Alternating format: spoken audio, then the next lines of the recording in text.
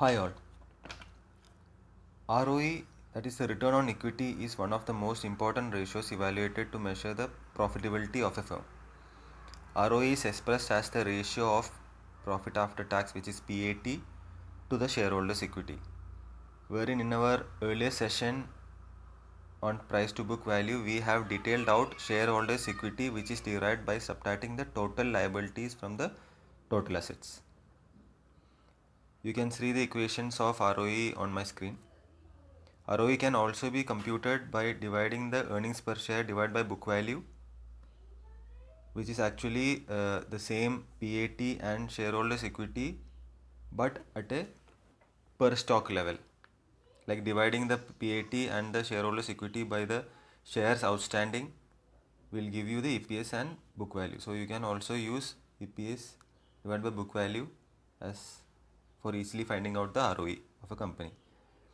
ROE, as like other ratios, varies from industry to industry, but normally as per me, a ROE of not less than 12 to 15% is to be ensured for a 3 to 5 years average, if not the current financial year.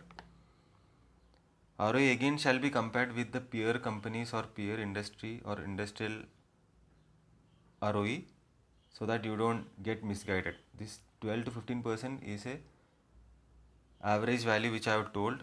You should go deep into the various companies, because many a times a company, a business will have very high ROE, as high as 30% or even as low as 10 to 12%. So you have to individually analyze the various companies for its ROE and its basic cutoff percentage. Sustainable growth rates and dividend growth rates can be estimated using ROE. But there are various pitfalls if ROE is looked at.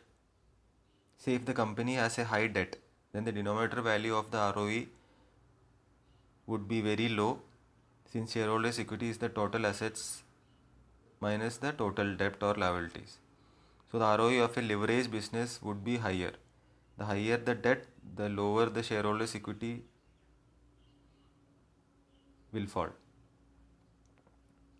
A common instance is when a company borrows large amounts of debt to buy back its own stock.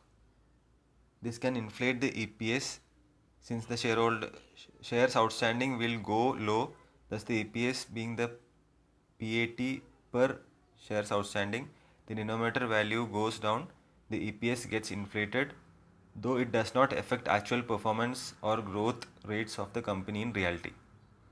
So that is an accounting thing you have to consider while evaluating the ROE. It is to be vitally noted that if the EPS is negative, then ROE should not be computed, since it would mislead the figure. Share buyback by utilizing excess cash, that is the excess cash available by the company and not financed through debt, is considered as very positive, as it boosts the ROE in a healthy way for the company. So you should look at such companies, like wherein companies are declaring their share buybacks. So you have to look into the entire scenario. What is the basis of the buyback? Is it service through debt, or is it through the excess cash which they have earned over the years due to very high profitable business? And if it is service through the high profitable business and the cash they have earned, then that buyback is considered very good, and you have to really consider the investing in that company if all the valuations are in line. Happy investing.